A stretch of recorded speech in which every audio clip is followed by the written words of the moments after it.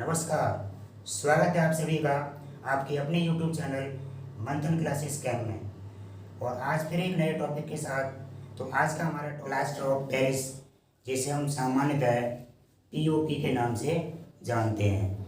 तो आपने अक्सर सुना होगा, जब हमारा घर बनता है तो अक्सर कहते हैं हम POP करवा रहे हैं। तो छतों की जो सजावट है उसे करने के लिए, या हमारे घर होते हैं उनमें विभिन्न प्रकार की हम डिज़ाइन बनवाते हैं, तो POP के द्वारा ही बनती हैं।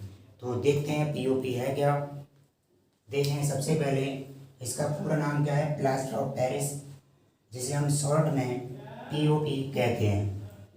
POP का जो रासायनिक नाम है कैल्शियम सल्फेट हेमीहाइड्रेट।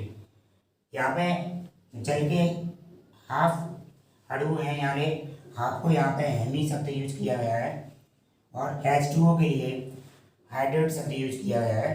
तो इसलिए इसका पूरा नाम क्या है, कैल्शियम सल्फेट हेमीहाइड्रेट।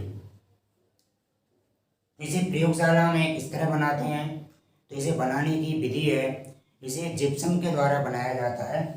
तो यहाँ पे देखेंगे लिखा हुआ है, जब जिप्सम को 100 डिग्री सेल्सियस ताप पर गर्म किया जाता है तो प्लास्टर ऑफ पेरिस प्राप्त होता है। तो जिप्सम का फॉर्मूला क्या है, CaSO4.2H2। अब यहाँ पे दोनों में अंतर समझेंगे, क्योंकि दोनों का फॉर्मूला लगभग मिलता जुलता है। बस यहाँ पे जल के जो मॉलिक्यूल है वो देखेंगे। ये जो हमारा जिप्सम है, जिप्सम में जल के 2 अणु हैं, जबकि हमारा प्लास्टर ऑफ पेरिस है उसमें जल का केवल आधा अणु है। तो हम इसके आधार पर ही पहचान लेंगे कि कौन सा जिप्सम है, कौन सा POP है। तो जिप्सम को जब 100 डिग्री सेल्सियस ताप पर गर्म कर रहे हैं तो इसमें से क्या होगा, ये हमारा पूरा एक POP बन जाएगा और इसमें से जल के अणु हैं जो शेष बचे वो निकल जाएंगे।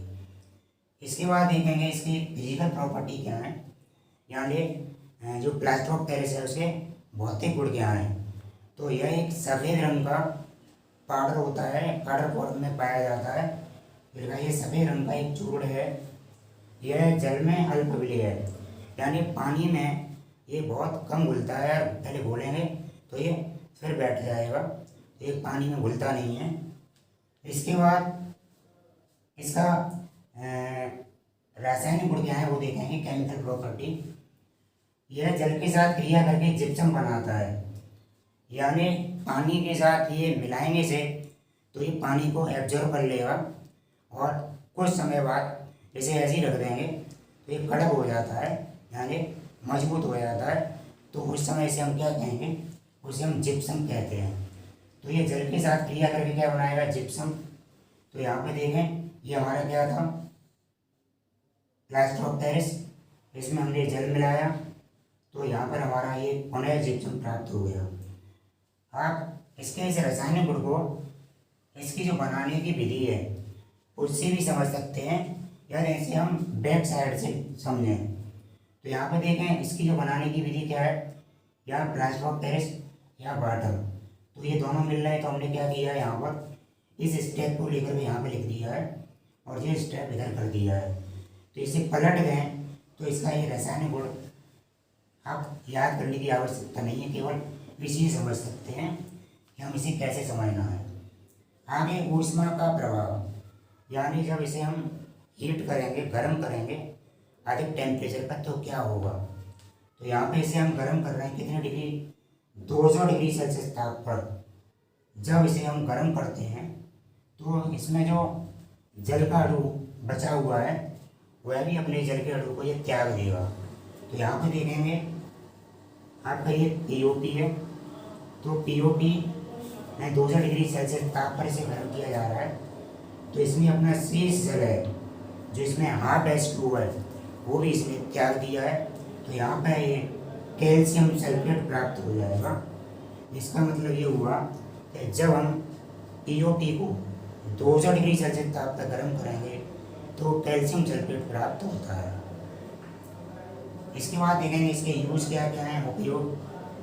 तो इसका उपयोग शल्य चिकित्सा में, यानी जब कहीं पे किसी का एक्सीडेंट हो जाता है या हड्डियों में फ्रैक्चर आ जाता है तो वहाँ पर जो डॉक्टर प्लास्टर करते हैं तो प्लास्टर हमारा क्या होता है, इसी पीओपी का होता है, तो प्लास्टर के रूप में इसका यूज करते हैं। इसके अलावा इसका उपयोग होता है मूर्तियाँ बनाने में, मूर्ति तथा सांचे बनाने में।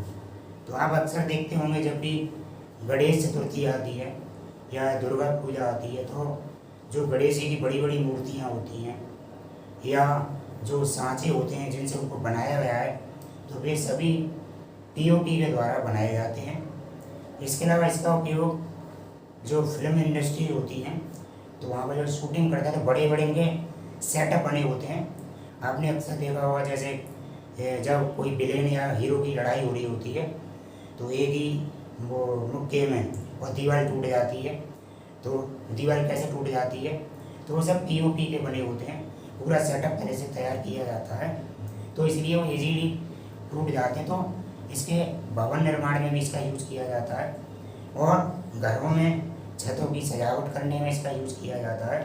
तो इसके ये महत्वपूर्ण कुछ उपयोग लिखे हुए हैं। पहला शल्य चिकित्सा में, मूर्तियाँ सांचे बनाने में, खिलौने बनाने में, बच्चों के मिट्टी के खिलौने बनाए जाते हैं तो उसमें भी पीओपी का यूज़ करते हैं और भवन निर्माण में इसका यूज होता है। तो इस तरह से ये टॉपिक रहा, तो इसको अच्छी तरह से आप लर्न कर लेंगे। और प्लीज़ अभी तक जिन्होंने चैनल को सब्सक्राइब नहीं किया है तो चैनल को अवश्य सब्सक्राइब करें। जय हिंद।